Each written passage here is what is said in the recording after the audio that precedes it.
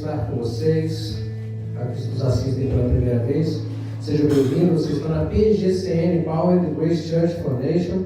Aqueles que nos assistem via internet, pelo YouTube, pelo Facebook, pelo Instagram. Que Deus os abençoe, você e a sua família. Abram suas Bíblias em Atos, capítulo 2, versículo 39, que a pastora não leu. Ela leu 37 e 38. Todos encontraram? A palavra de Deus diz: porque a promessa nos diz respeito a vós, e a vossos filhos, e a todos que estão longe, a todos quanto Deus nosso Senhor chamar. Amém? Podem assentar. Maravilhoso Deus, soberano, grandioso Pai. Te agradecemos, ó Deus, pela oportunidade, pelo privilégio de estar em Tua presença. Pela misericórdia que o Senhor tem de nós em nos dar a Sua presença, ó Pai. Em nos dar o Seu amor, a Sua graça, a Sua salvação. Em nos dar paz, segurança, saúde. Em nos dar, Senhor, entendimento, sabedoria, conhecimento. Só temos o que te agradecer, Senhor, pois sabemos que sem Ti não somos nada. E se temos algo, ainda assim é porque o Senhor nos dá. O Senhor faz em nós. O Senhor completa em nós. O Senhor faz através de nós a Sua obra na terra. E te agradecemos, ó Pai, e te pedimos que ninguém, ó Pai, que ouça essa palavra hoje, saia daqui da mesma maneira que entrou, mas sejam transformados pelo Teu poder, pelo Seu amor, pela Sua vontade, pela Sua misericórdia. E que saiam daqui, ó Deus, cheios do Teu poder e da Tua paz, que excede todo entendimento. Em nome de Jesus. Amém. Esse versículo diz claramente: porque a promessa nos diz respeito a vós, aos vossos filhos, a todos que estão longe. Esse longe, nesse versículo, queria dizer pessoas que estavam longe, inclusive no tempo. Não era só as pessoas que estavam ali, mas a todos quanto Deus, o nosso Senhor, chamar, mesmo através de todos os tempos e anos e milênios. Estamos hoje aqui porque nós somos chamados. Nós não escolhemos Jesus, Ele nos escolheu. Não fomos nós. Tem gente que ainda, até hoje, é normal falar assim: quando eu me converti, foi assim. Não, você não se converteu, foi Deus que converteu você. Não foi você que escolheu. Quando eu escolhi, quando eu aceitei Jesus, olha só que frase, pensa bem como não faz sentido. Quando eu aceitei Jesus, quem somos nós para ter o poder de aceitar ou não Jesus? Graças a Deus que Ele nos aceitou. Ele nos amou primeiro, Ele nos chamou, Ele fez tudo que fosse necessário fazer para que nós estivéssemos ali, naquela hora, naquele momento. E que alguém fizesse o apelo e você pudesse levantar a mão. Você pudesse achar que estava você o aceitando. Na verdade, Ele já tinha te aceitado faz tempo. Ele só estava esperando você abrir os olhos. Infelizmente, muitos ainda estão cegos, ainda estão travados, ainda não têm conhecimento, ainda precisam de muita ajuda. Então não tenham paciência com as pessoas que ainda não vieram. Pelo contrário, tenha cada vez mais amor. Eles ainda não entenderam quem é Jesus. Eles ainda não entenderam que são chamados a ser filhos e não escravos, a serem amados e não maltratados, a serem queridos e cuidados e não desprezados. Porque a todos quanto Deus, nosso Deus, nosso Senhor, chamar. E Ele chamou cada um aqui. E com certeza dos seus familiares também todos já foram chamados. Às vezes eles ainda não ouviram, ainda não entenderam a voz. Mas tenha paciência, continue insistindo. Uns levam menos tempo, outros bem mais tempo. Infelizmente, só não pode desistir. Mesmo que seja no último minuto, não importa. O que importa é nós nos encontrarmos lá, na glória, diante do trono de Deus e poder todos poder dizer: eu e a minha casa serviremos ao Senhor. Amém? Quero trazer uma palavra para a semana. São 7 tópicos. Normalmente as pessoas, muitas vezes, vão às igrejas procurando vitórias. Quem não quer, né? Eu também quero. Só que tem vitória todo dia, já disponível. Estão todas na Bíblia. Eu queria uma profecia, já estão todas na Bíblia. Eu queria uma chave cair do céu, já estão todas lá. Eu queria uma porta se abrindo, todas já estão lá. De todas as maneiras possíveis, tanto escritas quanto reais. Porque para Deus não existe tempo passado, presente e futuro. Só existe o agora. Então todas as bênçãos já foram derramadas agora na sua vida. Basta você estar pronto e realmente querer tomar posse delas. Então toma posse da sua vitória. Não espera alguém dizer que você tem direito a ela, porque não precisa ninguém dizer que você tem direito. Você já tem direito porque você é filho dele. E tem algum pai que nega algo ao seu filho, sabendo que é o que ele precisa, o que vai fazê-lo feliz, o que vai fazê-lo mais capacitado, o que vai fazê-lo melhor, o que vai fazê-lo crescer, o que vai fazer andar na vida dele? Claro que não vai negar. Quando ele nega algo, com certeza é algo que não é para o seu bem, por mais que às vezes pareça. Pai, me dá um skate.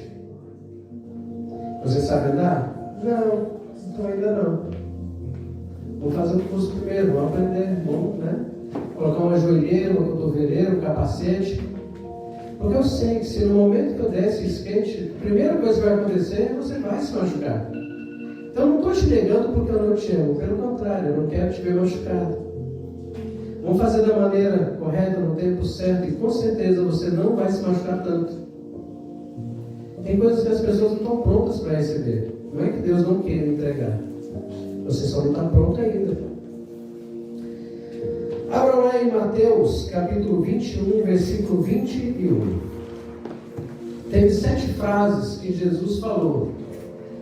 E que são frases que você deve buscá-las. Eu vou te pedir que você faça isso durante essa semana, nesses próximos dias. Primeira coisa que você deve buscar essa semana, já a partir de agora, a partir de hoje, é você ter uma fé inabalável. Fé é você acreditar naquilo que ainda não existe. Fé é você acreditar naquilo que muitos diriam que é ilusão, é utopia, é loucura, não faz sentido, não tem lógica. Mas se você for olhar todos os milagres de Jesus na Bíblia, nenhum deles teve lógica, e mesmo assim eles aconteceram. Então para de duvidar do Deus tremendo que existe. Mateus 21, 21 diz assim: Jesus, porém, respondendo, disse-lhes: em verdade vos digo que, se tiverdes fé e não duvidares, não só fareis o que foi feito à figueira, mas até se a este monte disseres: ergue-te e precipita-te no mar, assim será feito. Por mais ilógico que pareça, você falar para uma montanha sair do lugar, não duvide. Deus é capaz de fazer isso pela sua fé. Milagres maiores ele já fez. Muitas pessoas olham para os milagres na Bíblia e às vezes só vê os milagres pequenos. Mas qual foi o maior milagre que Deus fez em toda a Bíblia? Fora a nossa salvação pelo sangue de Jesus, claro. Isso indiscutivelmente é o maior. Mas milagre físico. Quando ele parou o planeta Terra. Você já tentaram avaliar, em questões físicas, reais, científicas, o que é um planeta ser parado? O planeta gira a uma velocidade maior do que a velocidade da luz. A mais de 1000 km/h. Nós estamos girando agora, enquanto nós estamos aqui conversando. A lei da inércia não deixa que nós sejamos lançados. Nós estamos girando junto, por isso nem percebemos. No momento em que na luta de Josué, ele pediu para parar o sol e parar a lua, na realidade não era nem a lua nem o sol que iria parar, Quem parou foi o planeta. E Deus parou. Até que ele ganhasse a guerra. Aleluia. Isso é inimaginável, cientificamente falando. Porque se isso acontecer, tudo que há na Terra, que está preso em cima da Terra, árvores, prédios, casas, tudo é arrancado, lançado a mais de 1000 km por hora, um contra o outro. Não sobra nada inteiro em toda a face do planeta. Conseguiram entender o tamanho desse milagre? Só que com Deus não se brinca. E outra vez ele conseguiu fazer ainda mais. Um rei pediu para ele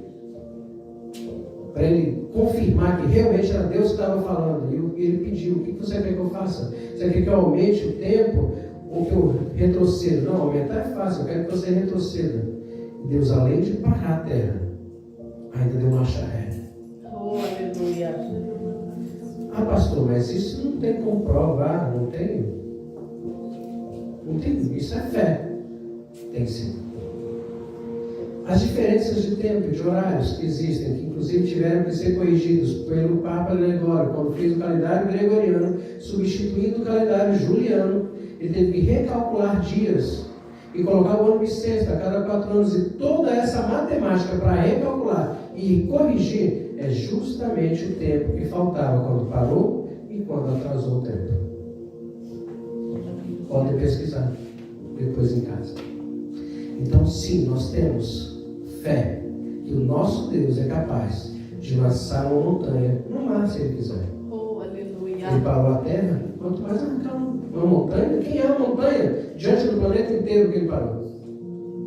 Mas nós temos que saber que Deus nós cremos. Não é um Deus morto. Muitas pessoas têm outras crenças e nós respeitamos cada uma delas. Só que todos eles, a cada ano, vão visitar um túmulo onde existe um caixão. Nós, quando visitamos Jerusalém, a gente vai olhar um túmulo vazio. Aleluia. Isso faz toda a diferença. Oh, aleluia. Todos os outros estão lá ainda. O meu não. Eu só vou lá olhar uma sala vazia. E ele, como é uma pessoa muito educada, ele quando levantou, ele pegou o lenço que estava sobre a cabeça dele e ainda dobrou. E colocou ali dobradinho. Que segundo a tradição judaica diz assim: daqui a pouco eu volto. Oh, aleluia. Se preocupa não. Eu estou voltando. É esse Deus que eu sirvo. Então é essa fé que você tem que buscar. Uma fé inabalável. E quando você tem essa fé inabalável, você não tem medo de nada, nem de ninguém. Nem de vivos, nem de mortos, nem da morte. Porque nem a morte pode te atingir. Porque você já está vivo com a vida eterna junto ao Pai. Essa passagem desse corpo para o corpo justo, justificado, transformado, não vai causar dor. Então para que ter medo? Nem medo da morte você precisa ter. Então busque essa fé inabalável. Abra agora João, o Evangelho de João, capítulo 13, versículo 34. Aleluia.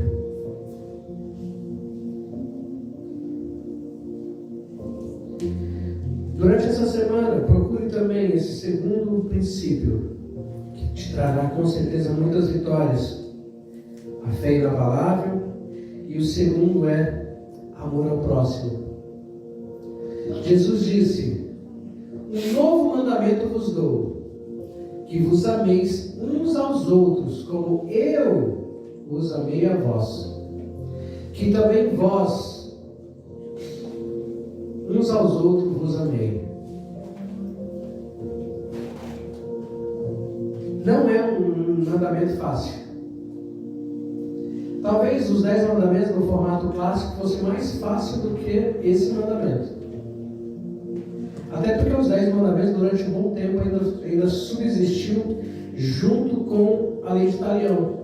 A lei de Talião diz que era olho por olho, dente por dente. Se alguém te arrancar uma orelha, você tem o direito de arrancar dele. Se alguém te bater na face, você também tem o direito de bater. E por por aí vai. Dente, olho por olho, dente por dente. A lei de talião. Durante muitos milênios, os judeus viveram com a lei de talião junto com os 10 mandamentos. Então, que fica bem claro que o amor ao próximo não fazia parte. Existia o respeito ao próximo. Não roubar, não matar, não desejar o que é do outro, não mentir. São todas leis do 4º mandamento em diante, são leis direcionadas de pessoa para pessoas. O 1º, 2º e 3º são leis de você e Deus. Amar a Deus sobre todas as coisas, não tomar seu santo nome em vão e não adorar mais. Mas o 4º em diante é pessoa para pessoa. Mas mesmo assim não ensinava a amar o próximo. Aí vem Jesus dizendo que você tem até que orar pelos seus inimigos. Que se alguém te bater na face direita, que dê a outra. Como assim? Cadê a lei de talião que a pessoa me batia de um lado eu podia arrebentar do outro? Era meu direito. Quer dizer que agora não é mais? Tudo podeis fazer, mas nem tudo te convém. Poder você pode. Quem disse que não? Mas vai resolver o quê? Sério, pensa bem, será que resolve? Nós moramos no Brasil. Nós somos de Brasília.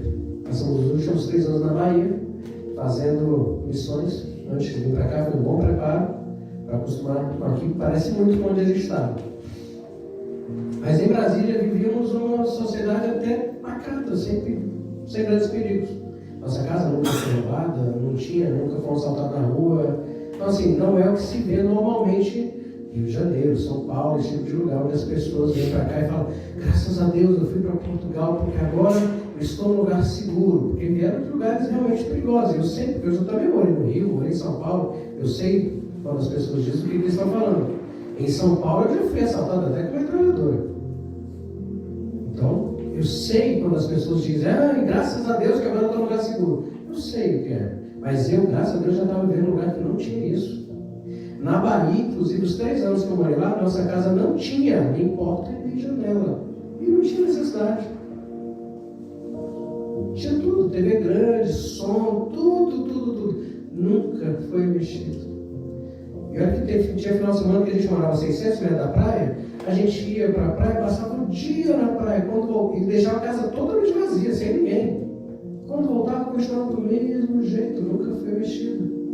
Então nós estamos acostumados com um lugar muito tranquilo, sem perigo nenhum. Então, diferente da maioria das pessoas que vêm procurando de segurança, não é o nosso caso. Inclusive, em alguns lugares de Portugal aqui, a gente tem até medo. De onde a gente veio, do nível que a gente veio para cá, aqui tem lugares que dá mais medo que lá. Mas amar ao próximo, o que isso pede de cada um de nós? Renúncia. Não é que você não tenha direitos, mas você pode renunciar por um bem maior. Você pode renunciar, ter razão pela vantagem de ser feliz. Muitas vezes você está no meio de uma intriga, no meio de uma briga, de uma discussão, e a pessoa levanta e fala, você se pergunta: mas vale a pena eu ter razão ou eu ser feliz? Deixa, a pessoa não sabe o que está falando. Vai adiantar, ainda mais for dentro da família. Naquele momento, até porque naquele momento a pessoa, quando está exacerbada, ela está quente, não tem nada que você vai dizer que vai resolver, só vai colocar mais lenha na fogueira. Talvez quando essa lenha apagar toda, talvez você consiga até conversar de maneira educada, amorosa, e a pessoa: é mesmo, nem tinha percebido isso. Olhando por esse outro lado, realmente. Mas aí a pessoa tem que estar de cabeça fria, de cabeça quente não se resolve nada. Não se toma nenhuma decisão de cabeça quente. Em grandes emoções não se toma decisões. Essa é uma frase minha. Em grandes emoções não se toma decisões. Se você está com muita raiva, não toma decisão. Se você estiver muito triste, você não toma decisões. Se você estiver alegre demais, também não tome decisões. Com certeza, qualquer uma delas, você vai errar. Então, para você amar ao próximo como Jesus nos amou, É muito simples. É só você amá-lo, seguindo a seguinte frase que o próprio Jesus disse: perdoe-os, pois eles não sabem o que fazem. E dizer isso é tão difícil. Talvez tenha sido mais fácil para Jesus, para mim não é.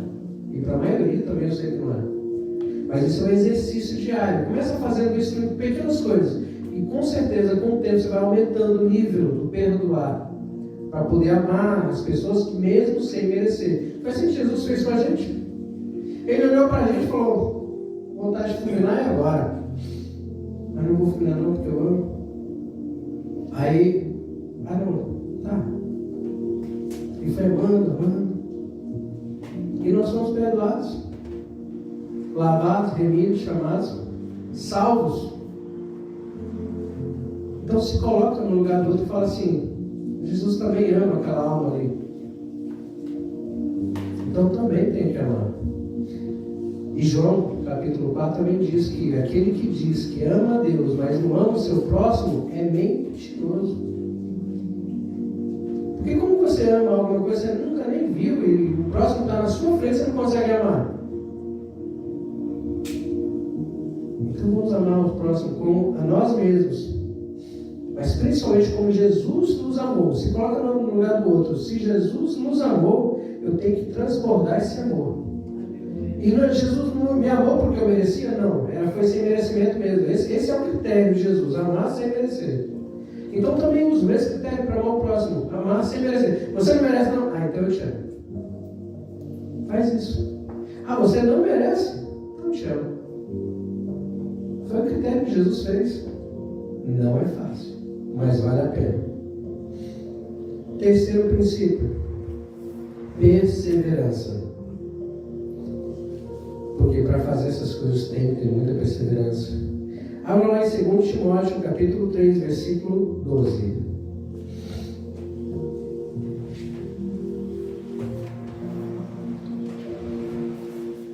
Timóteo foi um dos grandes pregadores do Novo Testamento, seguiu junto com o apóstolo Paulo por um tempo, ajudou até o apóstolo Paulo a escrever várias cartas. Ele diz assim, no capítulo 3, versículo 12: e também todos os que piamente querem viver em Cristo Jesus padecerão perseguições. Esse versículo não é um versículo que parece muito bom, mas é uma promessa e uma realidade que nos traz a vontade e a segurança de nos mantermos perseverantes. Porque a perseverança nos levará onde nós queremos chegar, onde Deus quer que você chegue. Diz que nós vamos padecer perseguições. Eu sempre falo essa frase aqui, às vezes tem pessoas que acham que é uma brincadeira, mas não é. Se você estiver andando a sua vida e de maneira nenhuma você bater de frente com o inimigo, pode ter certeza, você está andando ao lado com ele, na direção que ele está indo. Então cuidado, você está indo no caminho errado. Porque toda vez que você andar no caminho com Cristo, de vez em quando na sua vida, dependendo do nível, até de vez em sempre, você vai bater de frente com o inimigo. Quando você anda no caminho de Cristo, é normal você de vez em quando chocar contra o inimigo, contra a vontade do inimigo, contra pessoas que o inimigo usa, contra realidades que o inimigo tenta levantar na sociedade, na igreja, na escola, no trabalho, contra mudanças culturais, contra mudanças climáticas, mudanças políticas que o inimigo levanta. Porque tudo que ele quer é controlar todas as áreas da sociedade, família, igrejas, escola, tudo, música, televisão, teatro, cinema, tudo. Ele quer estar no controle. Está na maioria das coisas, infelizmente. Está no controle. Então, quando você se levanta no caminho de Deus e seguindo com Cristo em muitas coisas desse tipo, você vai acabar batendo de frente e falar: não, isso aí não serve para mim. Não, essa música não dá para ouvir. Eu não estou aqui proibindo música nenhuma, tanto é que eu não vou dizer qual. Mas você, com o Espírito Santo, se sente incomodado na hora que você vê uma imagem. Não dá. Exagero, para que isso? Aí você vai ouvir, chega, dói no ouvido. Para que um vocabulário chulo e podre desse? Tem necessidade? Ah, mas a batida é boa. Então pega um tambor e fica batendo em casa. Mas não ouve esse lixo. Não assiste lixo. Ouvidos e olhos é como a sua boca. Você está se alimentando e com certeza você não pega a sua comida no lixo. Você quer comer uma comida saborosa, nutritiva. Seus ouvidos, sua boca, seus olhos também precisam de alimentos saborosos. Então, por favor. Mas nós sempre vamos sofrer perseguições. Principalmente se você começar a abrir os olhos e também abrir os olhos dos outros. Aí você é um chato.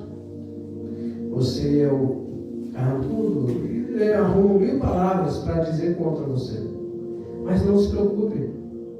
Você está seguindo no caminho que deve seguir. E não é porque a sociedade inteira, milhares e milhões de pessoas estão andando para um lado que eles estão certos. A maioria das pessoas andam no efeito manada.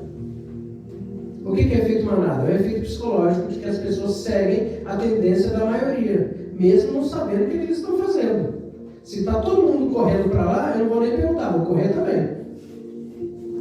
Já fez esse teste em vários lugares. Você chega numa praia dessa aí, coloca 50 pessoas para correr, propositalmente, para o lado esquerdo.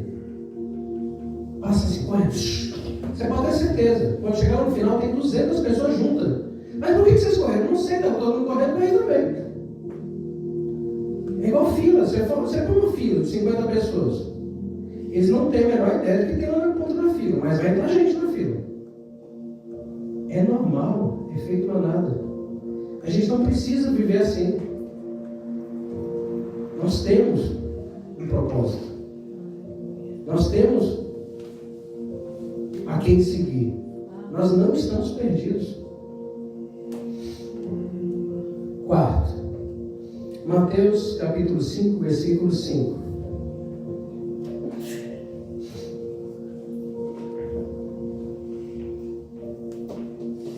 Mateus capítulo 5, versículo 5. Aleluia. Bem-aventurados os mansos, porque eles herdarão a terra. Bem-aventurados os mansos, porque eles herdarão a terra. Como eu gosto desse versículo. Isso é ter humildade. As pessoas misturam e parece que nunca leram um dicionário. É um dos meus vícios, eu gosto de ler dicionário. Mas a palavra humildade não quer dizer pobre. Pobreza é uma coisa, humildade é outra. Porque tem gente que fala assim, não, eu venho de uma família humilde. Não, peraí, você vem de uma família sem bens materiais. Porque eu já conheci muitas pessoas que não tinham bens materiais nenhum, mas humildade não tinha. Se desse uma caixa de fósforo, subir e fazer discurso. Pobreza não é humildade. Humildade é outra coisa. É você ter, ser, e mesmo assim você não ser soberbo, orgulhoso. Você sabe, você não precisa pegar na casa de ninguém quem você é ou o que você tem. Você não precisa disso. Isso é ser humilde. É mesmo você sendo e tendo, você não ter que humilhar ninguém porque você tem ou é. Isso é humildade. Em São Paulo eu conheci uma senhora que era chefe de uma vizinha, 3 casas abaixo da minha. Ela trabalhava lá na casa dessa senhora, Dona Carmen. E uma vez a Dona Carmen chamou essa vizinha para ir almoçar lá e disse para levar a gente. Fomos. E foi muito estranho, porque nós morávamos realmente num local bem humilde, em um bairro de São Paulo. Não era favela, mas era um lugar bem humilde. Todo mundo muito simples. E quando chegamos lá na casa dela, era na Avenida Paulista.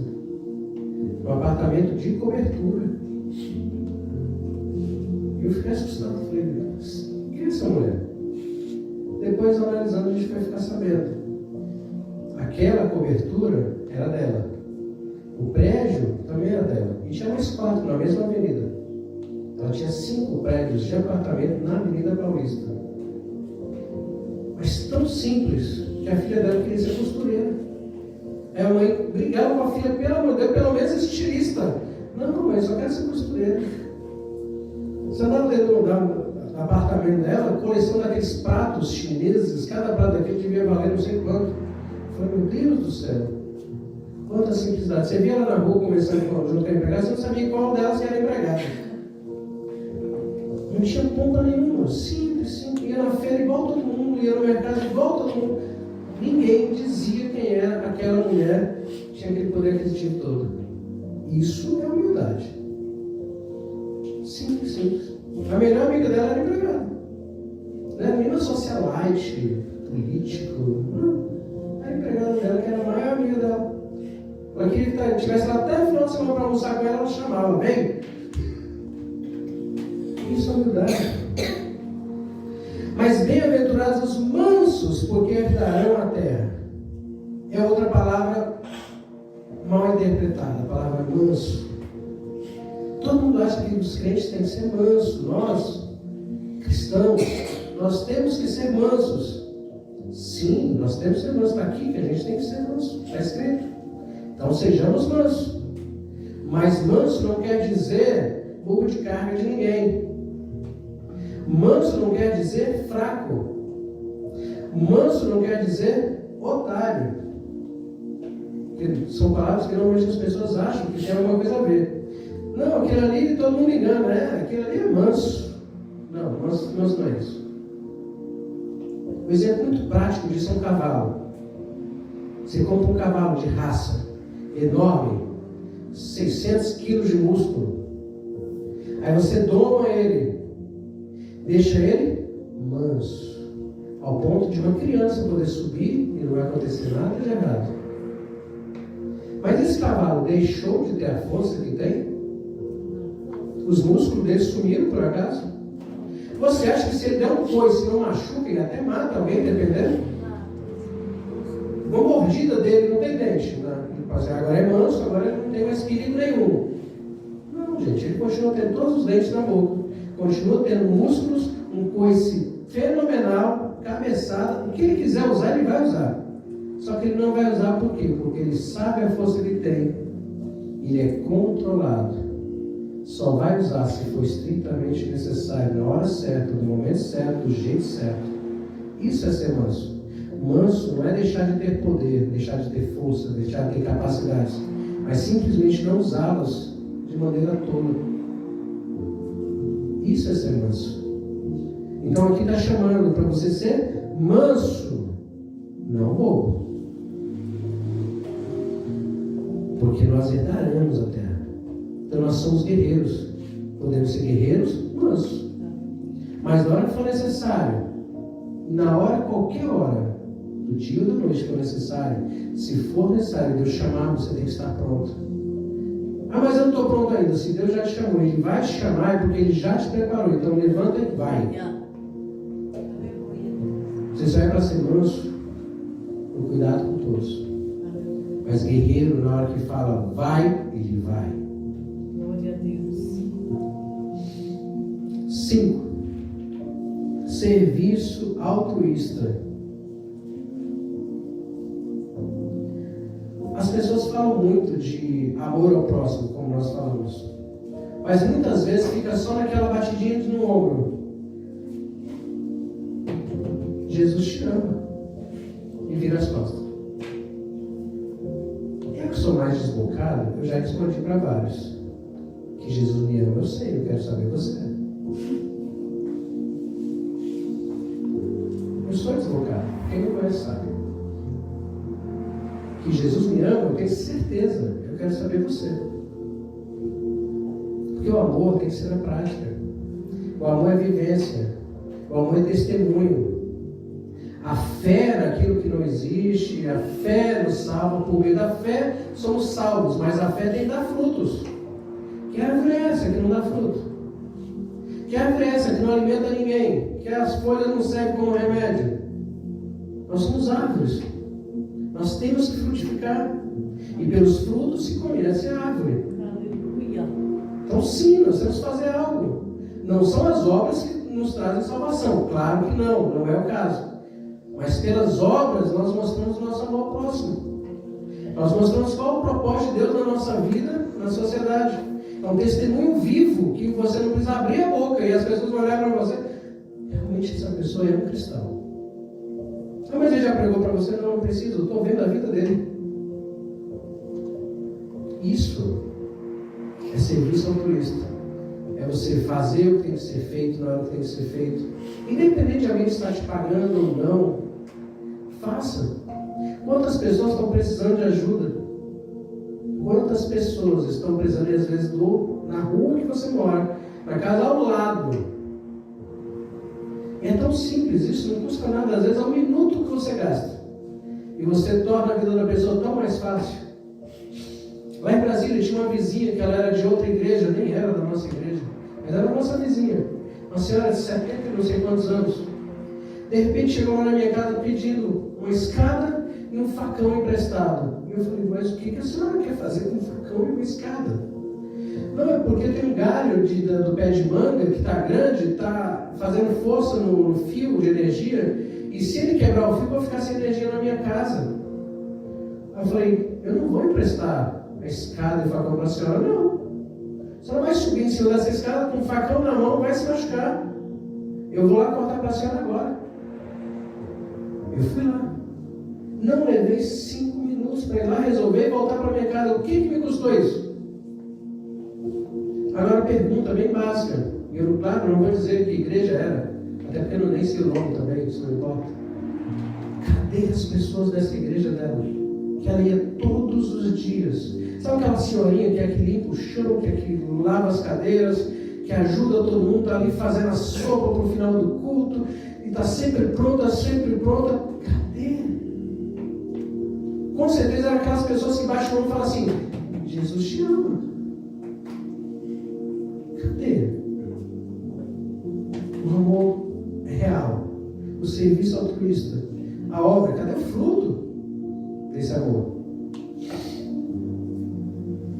6. Perdão. Essa é pancada, essa é difícil.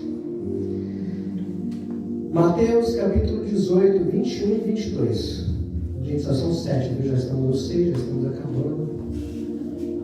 É porque hoje ainda tem 100, então a gente tem que andar. Mateus 18, 21 e 22 diz assim: Então Pedro, aproximando-se dele, disse: Senhor, até quantas vezes pecará meu irmão contra mim e eu lhe perdoarei? Até 7? Jesus disse: Não te digo que até 7, mas até 70 vezes 7. Não é um cálculo exato que Jesus quis dar. Isso é uma força de expressão judaica, que quer dizer que quantas vezes for necessário. Não tem quantidade de perdão, não. Porque o que Jesus fez por nós foi perdoar todos os nossos pecados, inclusive aqueles que a gente ainda vai cometer. Então como é que você quer calcular quantos perdões você vai dar para o seu irmão se Jesus não calculou para você? Nós devemos amá-lo como ele nos amou. Então nós não podemos calcular para o próximo, vou te perdoar 20 vezes, viu? Se der 21, aí acabou tudo. Não dá para calcular, porque Jesus não calculou. Ele não é que derramou seu sangue até a morte. Ele não calculou, ele podia ter calculado até o último segundo. Olha, eu vou até o último segundo, morrer não. Não tem limite, né? Morrer não. Aí vocês me descem aí, passam um curativo e fica tudo bem. Já foi até onde dava para ir. Tem limite. Ele não colocou limite no amor dele. Por que a gente tem que colocar no nosso? Por que ele não colocou limite no perdão dele? Por que a gente tem que colocar limite no nosso? Não, mas a pessoa já errou muito e você também não continua errando, não? A pessoa não presta e você acha que você presta, você acha que eu presto. Quem é que presta nesse mundo? Porque pecado, todos cometemos. Pecadinhos, pecadores, como alguns acham que tem tamanho, mas não tem. Porque todo pecado, na verdade, se resume num pecado só. Chama-se desobediência. Qual é a sua desobediência? A minha desobediência não importa. Importa que somos desobedientes, portanto, igual pecadores. Acabou. Não somos todos iguais. Roubar 1 centavo, roubar 1 milhão é roubo. E roubo é pecado do mesmo jeito. Não faz diferença. Não existe mentirinha e mentirona. Mentira é do diabo e é pecado. E por aí vai. Eu poderia passar o resto da vida aqui dando exemplo. Não precisa. Então perdoa. Perdoa porque o perdão faz bem, não é nem para quem é perdoado, é para quem está perdoando. Eu sou exemplo vivo disso. Não dá para viver sem perdoar as pessoas. Não dá. Sua vida não anda se você não perdoar. O rancor e a mágoa é um copo de veneno que você bebe e acha que o outro vai passar mal. Não é só você que vai ficar se corroendo, o outro está nem sabendo. Tem pessoas que seguem a vida e até cresce, se desenvolve, você fala, mas eu tenho tanta raiva, como é que essa pessoa está crescendo? Ela nem sabe que você está com raiva dela, sabe? Ela já fez, aprontou, foi embora e até esqueceu, porque quem bate esquece, quem apanha que lembra. É assim que funciona. E você fica escorrendo, tomando veneno todo dia, da mágoa, do rancor, e achando que o outro vai passar mal? Claro que não.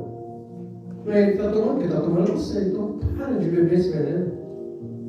Perdoa, libera. Ah, mas eu não quero, eu não consigo mais conviver. Eu estou dizendo para você perdoar, estou dizendo para você conviver. Deus manda perdoar, é uma ordem. Deus manda amar, é uma ordem. Deus manda orar pelos inimigos, é uma ordem. Não tem lugar nenhum dizendo que você é obrigado a conviver com essa pessoa, não, viu? Então não se preocupe. Ama, perdoa, ora, manda Deus dar tudo do bom e do melhor para essa pessoa, a tal ponto que ela seja transferida até de país. E sai para bem longe da sua vida. Então você não tem nem que ver a cara dela mais. Ah, mas você continua com raiva? Não, eu só não quero ter contato. Deus abençoe muito, dê um casamento maravilhoso, com 10 mil filhos, seja transferido, vai ser presidente de empresa em Dubai, entendeu? Que seja assim, mas que suma, para nunca mais voltar. É assim que a gente ora pelos inimigos. Você só não pode orar ao contrário, pedir doença, pedir morte, nada disso, que isso é feitiçaria, certo? Mas pedir para ser abençoado, faça isso todo dia, até ser muito abençoado. Mas perdoa, que é a sua vida que vai para frente. Libera, tira esse peso das suas mãos, para a sua mão ficar livre para receber de Deus. Sua mão está tudo ocupada, cheia de pedra para jogar na cabeça de alguém. Como é que você recebe alguma coisa com as mãos ocupadas? Você não consegue receber. Desocupa as mãos. Joga o rancor, a mágoa, as pedras que você quer arrebentar a cabeça de alguém. Joga fora essas pedras, fica com a mão livre, pronta para receber. E aí sim sua vida vai andar. Sétima e última. Você tem que buscar nesses 7 dias esperança e confiança no futuro. João 14, 1. Evangelho de João, capítulo 14, versículo 1. Quarto livro do Novo Testamento. Não se turbe o vosso coração. Crede em Deus e crede também em mim. Todas essas frases são frases ditas diretamente por Jesus, não foram apóstolos que falaram. Dos 7 que eu acabei de passar. São 7 frases que o próprio Jesus disse a cada um de nós. Ele diz muito claramente aqui, não se turbe. Ou seja, pare de se preocupar. Se turbar é preocupar. Normalmente as pessoas têm 2 tipos de preocupação. Ou ele tem ansiedade, que é preocupação daquilo que ainda vai acontecer, o qual não adianta, porque você não tem como mudar nada. E também a tristeza pelo passado. Ou seja, tem gente que está preso no passado, não resolve o presente e não vive o futuro. E aí não anda, aí não é vida. Quando não está preocupado com o que aconteceu, está preocupado com o que ainda vai acontecer. No presente, hoje. E a palavra presente não é por acaso. A palavra presente é porque Deus te deu hoje, de presente. Ele te presenteou com hoje. Quer dizer que já passou ontem. Já. Quer dizer que ainda não é amanhã? Não. Então que dia que é para viver? Hoje. Então deixa o amanhã para Deus. Ah, mas no passado fiz muita coisa errada. Que sirva de ensinamento. Mas não de ponto final na sua vida, que não foi colocado ponto final. Deus te deu vida mais um dia, então não foi colocado ponto final. O seu passado não determina o seu futuro, que determina o seu presente. Então muda ele hoje. Você foi te dado uma nova folha em branco hoje, de presente para você. Faz um desenho diferente do que você fez até agora. Coloca novas metas, coloca novas vitórias. É uma folha em branco. Hoje é uma folha em branco, ela não está azulada como ontem. Ontem foi outra folha. E amanhã ainda vai ser mais uma novinha de novo. Não, mas eu não sei desenhar direito. Começa rabiscando hoje, amanhã você já rabisca melhor. Depois você vai rabiscando cada dia melhor. Eu falei aqui, não tem nem uma semana. Você tem que procurar melhorar pelo menos 0,01%. Ou seja, bem pouquinho, 0,01%. Não é nem meio por cento, é só umzinho lá. A cada dia. Se você fizer isso, em um ano sua vida já deu 180. Já é outra. Você passou de 100% em um ano. Só 0,01%. Não tenta ser de um dia para o outro tudo que você imaginou ser. Você pode ser de pouco em pouco. Amadurecendo, crescendo, buscando, santificando. Faça como o pessoal da AA. O AA fala assim: só por hoje evitei o primeiro glória. Eu sei, porque eu já participei. Eu palestrava para o pessoal da AA em Minas Gerais. Eu era chamado para palestrar em vários grupos. Traga isso para a sua vida, do pecado. Daqueles pecados de estimação que todo mundo tem, que sempre comete. Só por hoje eu vou vigiar e eu não vou cometer. Não pensa em, o resto da vida eu nunca mais vou fazer. Não pense isso, pensa só hoje. Porque hoje, sobre hoje, você tem controle. Então hoje você vai vigiar e não vai cometer. Busca lembrar e pensar o que são os gatilhos do pecado de estimação. É um cheiro que eu sinto e me dá vontade de fazer. Então não sente mais aquele cheiro. Tipo, tiver cheiro da sua casa, da sua vida. É alguma música que eu ouço, me dá vontade de fazer alguma coisa. Então não ouve mais aquela música. É alguma coisa que eu assisto que me dá vontade de fazer. Então não assiste mais. É uma comida, o que for, o gatilho que te leva a pensar, a querer, você tira da sua vida. Se for várias coisas, tira tudo. Tudo que servir de gatilho para o seu pecado de estimação, tira. Eu só cometo quando eu estou em tal situação. Evita aquela situação. Eu só faço quando eu estou perto de alguém específico. Então evita aquela pessoa. Continua amando, ora por ela, tudo, mas evita esse convívio. Está te fazendo mal. Isso vai te trazer vitórias. Esses versículos destacam a importância de ter uma fé forte. Amar e servir os outros. Ser humilde, perseverar diante das dificuldades, perdoar e manter a esperança e confiança no futuro. São atitudes que, segundo os ensinamentos de Jesus, podem te levar a uma vida vitoriosa. Deus abençoe.